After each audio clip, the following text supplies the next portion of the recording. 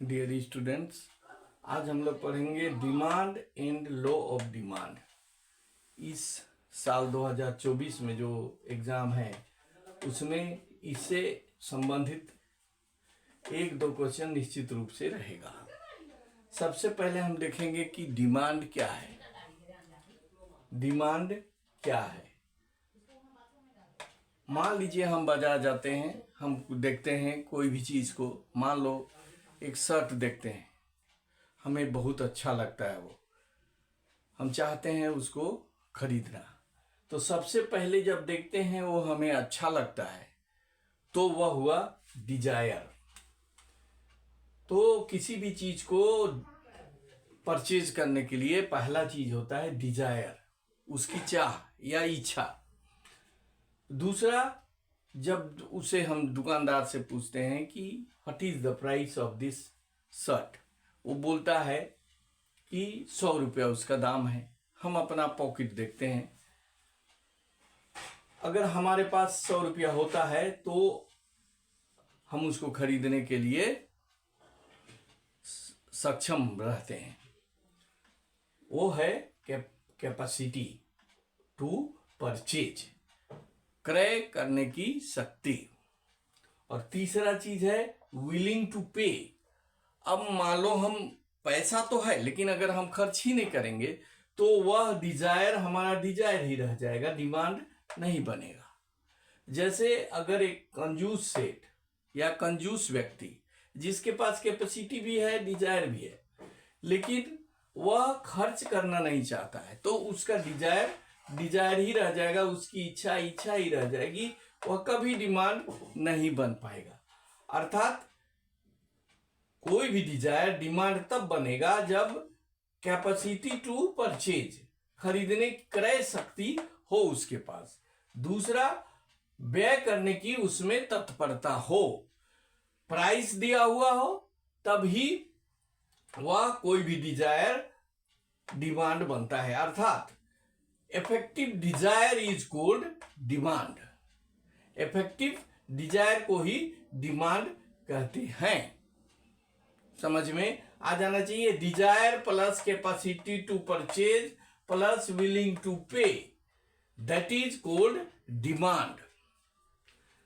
अब दूसरा चीज आता है law of demand. Law of demand, मांग का नियम। मांग का नियम कहता है कि higher the price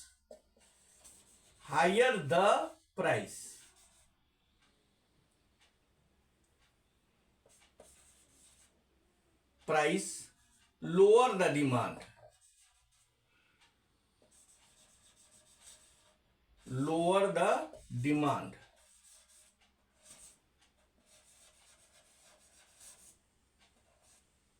and lower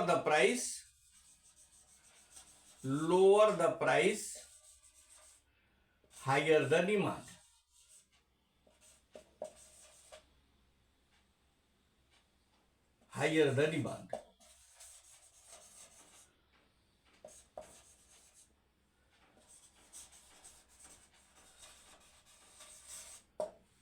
कीमत कम रहने से, कीमत किसी चीज का कम होने से उसका डिमांड ज्यादा होता है और कीमत बढ़ जाने से उसका डिमांड कम हो जाता है।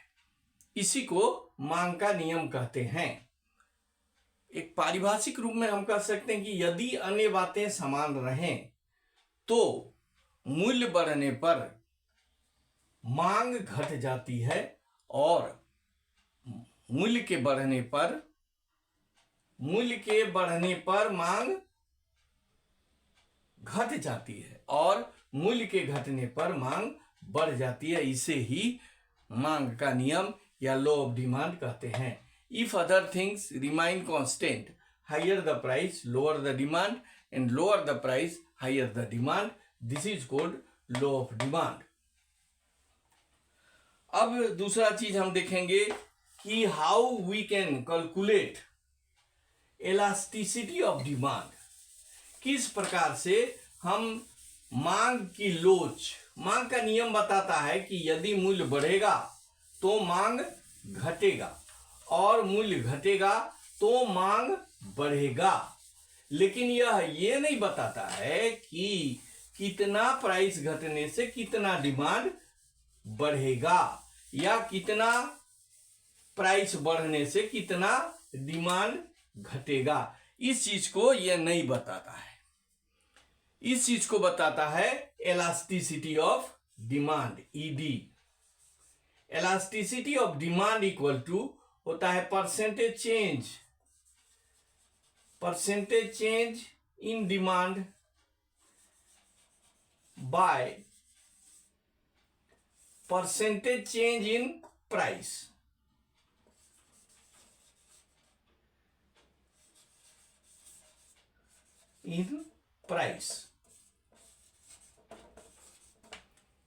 और delta Q by delta P into P by Q into P by Q. इस फॉर्मूले के आधार पर हम मांग की लोच निकाल सकते हैं कि अगर मान लो किसी वस्तु का कीमत 10 रुपया था, वो बढ़ के 15 रुपया हो गया, तो मांग का लोच क्या होगा। तो यहां पर हम देखते हैं 10 अगर प्राइस है तो डिमांड है 50। अगर प्राइस बढ़ गया 15 तो ये घट के हो जाएगा 30। प्राइस ये है P और ये है Q। प्राइस अगर 10 है तो डिमांड है 50 यूनिट। अगर प्राइस बढ़ जाता है 15 हो जाता है तो डिमांड घट के 30 यूनिट हो जाता है। इस स्थिति में हम देखेंगे कि डेल्टा क्यू क्या है। यहां डेल्टा क्यू क्या है। पहले का क्वांटिटी 50 था, वो घट के हो गया 30, तो ये हो गया 20। डेल्टा पी, पहले का प्राइस 10 था, वो बढ़ के हो गया 15, तो ये हो जाएगा 15 माइनस 10 इक्वल टू 5। अब हम लिखेंगे elasticity ED equal to ED का जो फॉर्मूला है उसको हम लिखेंगे ED equal to delta Q है 20 और डेल्टा पी है 5 इंटू पी प्रीवियस मतलब शुरू वाला प्राइस क्या था 10 और क्वांटिटी था 50। अब हम इसको काटेंगे तो ये हो जाएगा 4 by 5 that is equal to 0.8। This is elasticity of demand. और ये कैसा इलास्टिसिटी ऑफ डिमांड है। It is less than unity, एक से कम, इकाई से कम लोचदार ये डिमांड है। जब आपका प्राइस 10 से बढ़कर 15 हुआ, क्वांटिटी 50 से घट के 30 हुआ, अर्थात delta Q by delta P into P by Q ये हो गया आपका 0.8, अर्थात ईडी इक्वल टू 0.8। इस प्रकार से हम लोग इस फॉर्मूले को लगाकर इलास्टिसिटी ऑफ डिमांड निकालेंगे। यह एक क्वेश्चन आपके आने वाले एग्जाम में निश्चित रूप से रहेगा, इसलिए इसको बार बार आप देखिए, अपने किताब से भी देखिए, और जो आंसर क्वेश्चन दिया हुआ है आपके किताब में उसको बनाने का कोशिश कीजिए। और अगर समझ में नहीं आए तो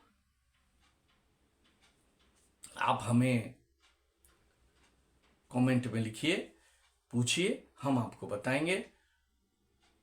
अगर आपको हमारा ये समझाया हुआ, बताया हुआ अच्छा लगे तो आप मेरे चैनल को सब्सक्राइब कीजिए, शेयर कीजिए और लाइक कीजिए। बस आज के लिए इतना ही।